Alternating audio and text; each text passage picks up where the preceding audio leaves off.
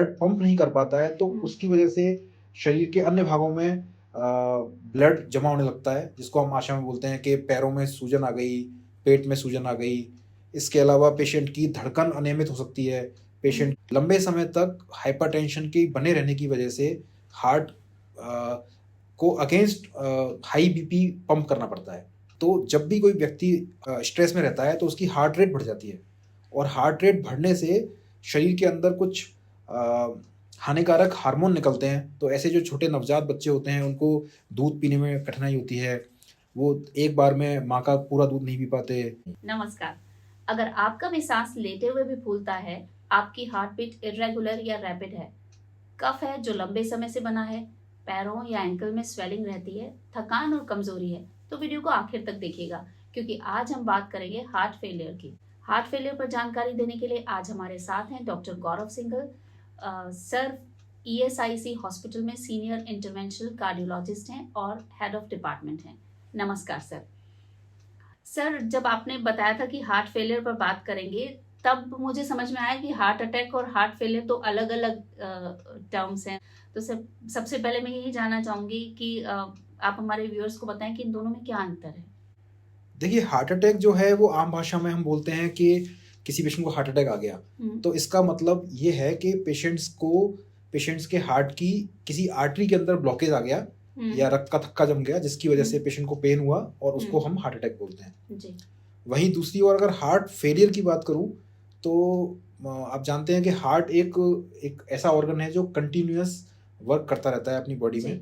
तो वो उसका काम है ब्लड को पंप करके शरीर के दूसरे अंगों को ब्लड पहुंचाना।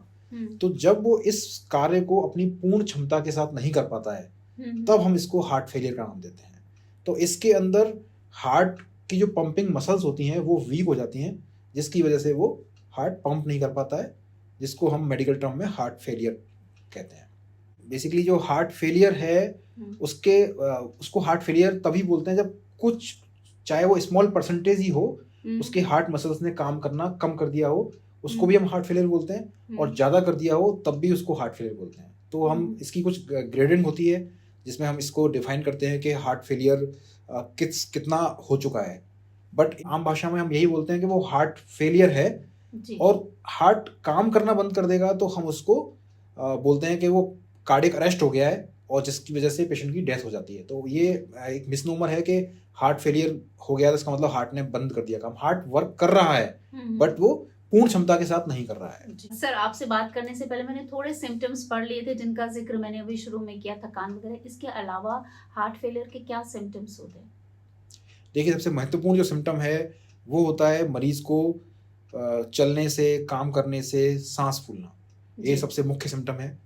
इसके बाद चूंकि मैंने आपको बताया कि हार्ट पूर्ण क्षमता से कार्य नहीं कर पा रहा है, तो वो जो ब्लड पंप नहीं कर पाता है तो उसकी वजह से शरीर के अन्य भागों में ब्लड जमा होने लगता है, जिसको हम भाषा में बोलते हैं कि पैरों में सूजन आ गई, पेट में सूजन आ गई।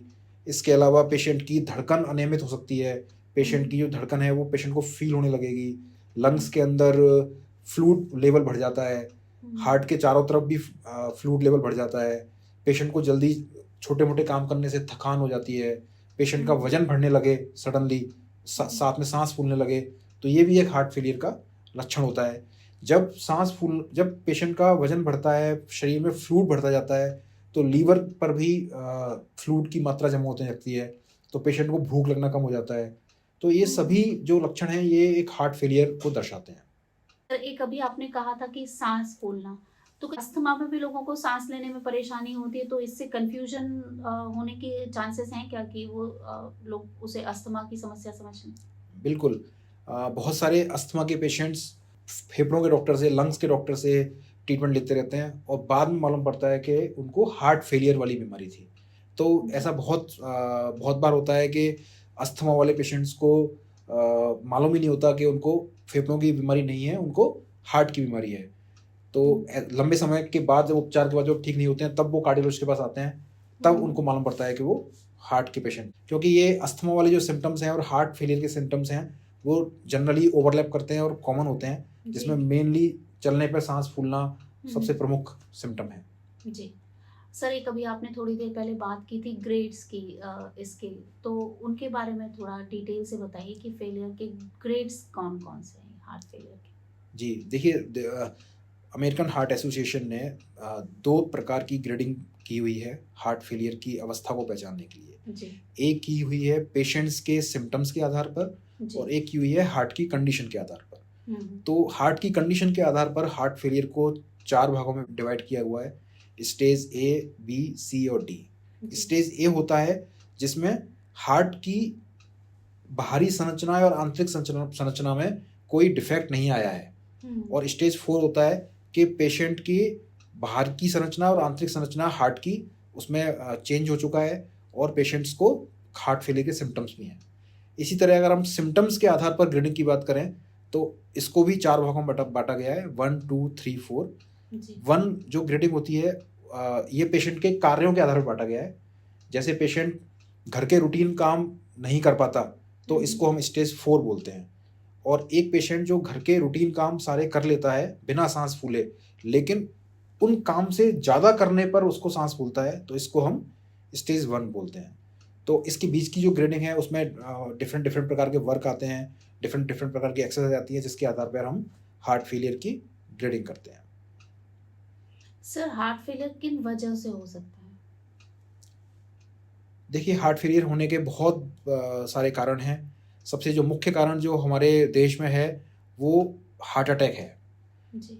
जब व्यक्ति के हार्ट की कोई नस में थक्का जम जाता है और जिसमें हार्ट अटैक आ जाता है, तो हार्ट अटैक का अगर सही समय पर इलाज ना मिले तो हार्ट की जो मसल्स हैं वो वीक हो जाती हैं, तो जो बाद में हार्ट फेलियर का कारण होती हैं। इसके अलावा जो दूसरा सबसे मुख्य कारण है वो ब्लड प्रेशर है, हाइपरटेंशन। लंबे समय तक हाइपरटेंशन के बने रहने की वजह से हार्ट को अगेंस्ट हाई बीपी पंप करना पड़ता है। जब जो हार्ट है वो जो पंपिंग कर रहा है वो नॉर्मल प्रेशर पर पंपिंग कर रहा है, जब उसको पंपिंग ज़्यादा प्रेशर के अगेंस्ट करनी पड़ती है तो हार्ट को ज़्यादा वर्कलोड करना पड़ता है, और जब वर्कलोड ज़्यादा बढ़ जाता है तो किसी ना किसी एक अवस्था में हार्ट फेल हो जाता है। तो ये सेकंड मुख्य कारण है। तीसरा मुख्य कारण जो जनरली हमारे इंडिया में ही है वो है रूमेटिक हार्ट डिजीज़, जो कि बच्चों में हार्ट की वॉल्व के ऊपर बैक्टीरिया के इन्फेक्शन की वजह से वॉल्व लीक होने की समस्या हो जाती है, जो बाद में हार्ट फेलियर में तब्दील हो जाती है। तो ये 3 मुख्य कारण हैं जिनकी वजह से हार्ट फेलियर की बीमारी होती है। इसके अलावा ओबेसिटी, टॉक्सिन्स और कुछ सब्सटेंस एब्यूजेस वो भी मुख्य कारण हैं जिसकी वजह से हार्ट फेलियर की संभावना बढ़ जाती है। सर अगर किसी को भी हार्ट से जुड़ी कोई प्रॉब्लम होती है तो लोग अक्सर यही कहते हैं कि ये जो पर्सन है ये बहुत स्ट्रेस लिया करता था, तो एक बार फिर वही सवाल है, क्या स्ट्रेस की वजह से ये समस्या हो सकती है? बिल्कुल हो सकती है। अगर कोई पेशेंट हाइपरटेंशन का या हार्ट अटैक का पेशेंट है और उसको स्ट्रेस भी रहता है या स्ट्रेस कंडीशंस में वो रह रहा है, तो मैंने आपको पहले ही बताया था पुराने वीडियोस में कि हमारे शरीर में एक ऑटोनोमिक नर्वस सिस्टम होता है जो हार्ट रेट को, रेस्पिरेटरी रेट को कंट्रोल रखता है। जी। तो जब भी कोई व्यक्ति हार्ट रेट स्ट्रेस में रहता है तो उसकी हार्ट रेट बढ़ जाती है, और हार्ट रेट बढ़ने से शरीर के अंदर कुछ हानिकारक हार्मोन निकलते हैं जो कि डायरेक्टली हार्ट के ऊपर डैमेज करते हैं और जो हार्ट की मसल्स को कमज़ोर कर देते हैं, और जिसकी वजह से हार्ट फेलियर होने की संभावना बढ़ जाती है। सर अभी आपने बताया था कि हाइपरटेंशन की वजह से हार्ट फेलियर हो सकता है, पर लोगों के साथ ये दिक्कत होती है कि वो जब उनका बीपी नॉर्मल होता है तो वो दवा छोड़ देते हैं। पिछले वीडियो में हमने बात की थी जब आपने कहा था कि 1 साल तक दवा लेने के बाद जब नॉर्मल हो जाता है, पर अक्सर ऐसा भी होता है कि 15-20 दिन दवा ली और उनका बीपी अगर नॉर्मल आने लगा तो वो दवा छोड़ देते हैं। बिल्कुल। देखिए जो हार्ट फेलियर वाले पेशेंट जो हाइपरटेंशन की वजह से जिनको हार्ट फेलियर हुआ है, उसमें मुख्य कारण यही है कि वो पेशेंट्स जो मेडिसिन ले रहा है उसका कंप्लायंस ठीक नहीं है, या फिर पेशेंट मेडिसिन इरेगुलरली ले रहा है या लापरवाही कर रहा है।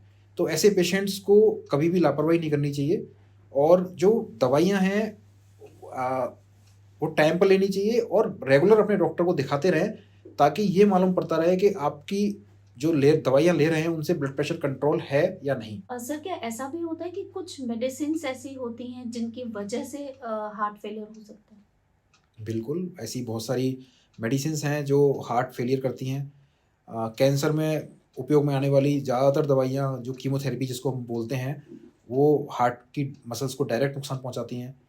तो इसीलिए हम उनको हर 6 महीने में, साल भर में हार्ट का चेकअप करने की सलाह देते हैं जो कीमोथेरेपी पे हैं। इसके अलावा कुछ डायबिटीज़ की दवाइयाँ हैं जो हार्ट फेलियर को प्रोग्रेस कर सकती हैं। इसके अलावा भूख कम करने की दवाइयाँ, कुछ डिप्रेसेंट, एंटी डिप्रेसेंट मेडिसिन्स हैं जो पेशेंट्स जो लेते हैं, डिप्रेशन वाले पेशेंट, वो दवाइयाँ भी हार्ट फेलियर करती हैं। कुछ टॉक्सिन्स हैं, कुछ ड्रग्स हैं जैसे अल्कोहल हुआ या अदर टोबैको प्रोडक्ट्स हुए, वो भी, उनके टॉक्सिन से भी हार्ट फेलियर की संभावना बहुत ज़्यादा बढ़ जाती है। जी सर, क्या ऐसा भी पॉसिबल है कि हार्ट फेलियर वाली जो कंडीशन है, यानी कि हार्ट कम काम कर रहा है जैसा कि आप बता रहे हैं, ये बाय बर्थ हो किसी बच्चे में, और अगर है तो फिर उसके सिम्टम्स कैसे पता चले? बिल्कुल ऐसा हो सकता है।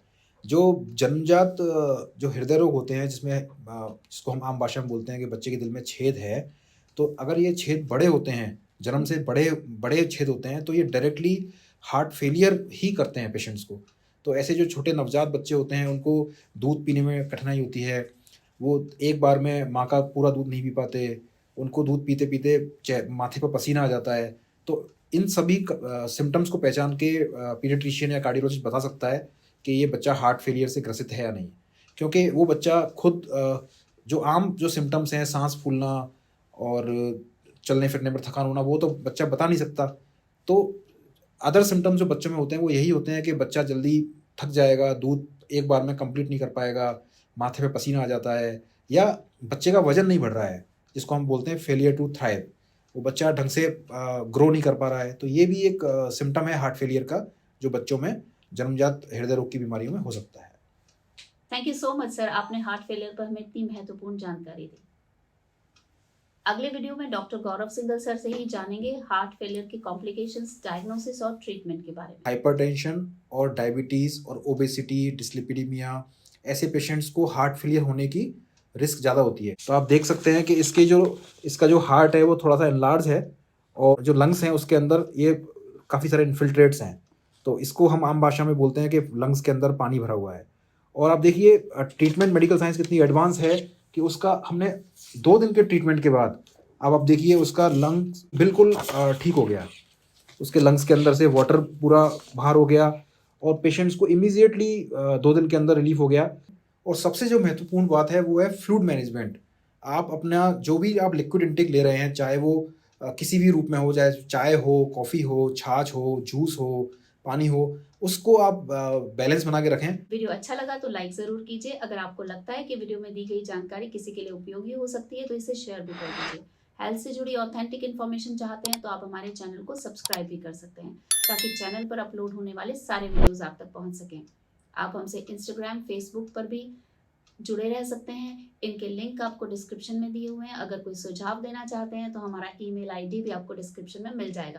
आपसे जल्दी फिर मुलाकात होगी। तब तक हंसते रहिए, मुस्कुराते रहिए और सेहत से जुड़ी बातें करते रहिए। नमस्कार।